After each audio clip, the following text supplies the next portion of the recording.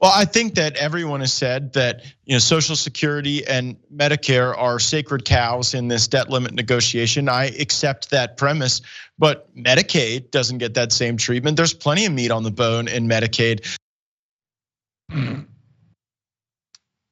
There's so many levels of terrible there. You're literally talking about health insurance, and you're going out of your way to dehumanize it by talking about meat on bones.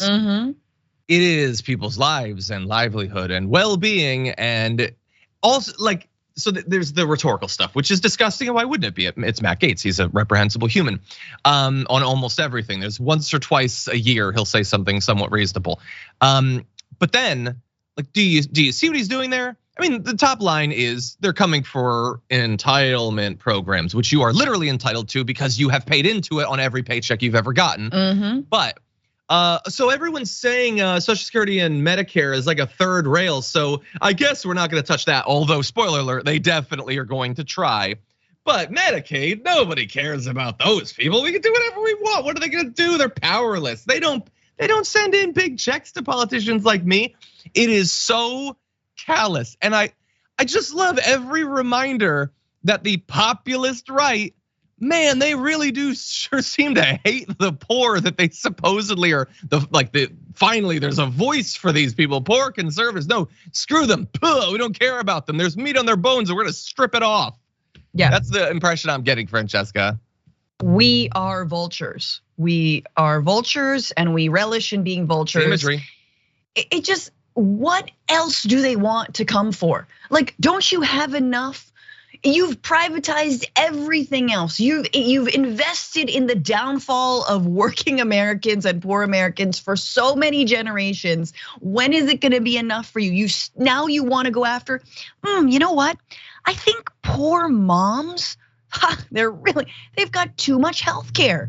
Just too much, not enough food. Too much health care. That's what poor, babies, the babies that we say we love. You know how they're just taking too much.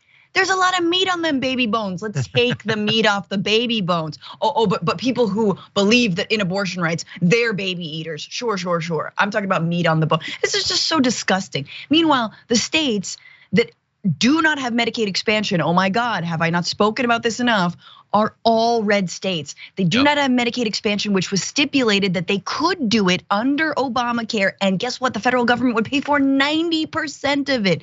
So again, it's just encouraging people to vote against their own interests, which is survival, is just insane to me. And it also is proof why, although we're a long way off from it, we need universal health care for everyone.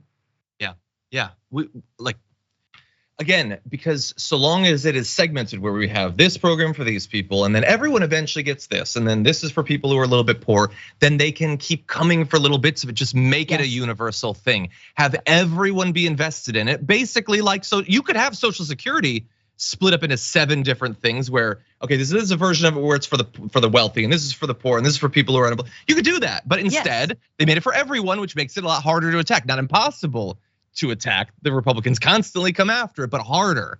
And so can we aim for that?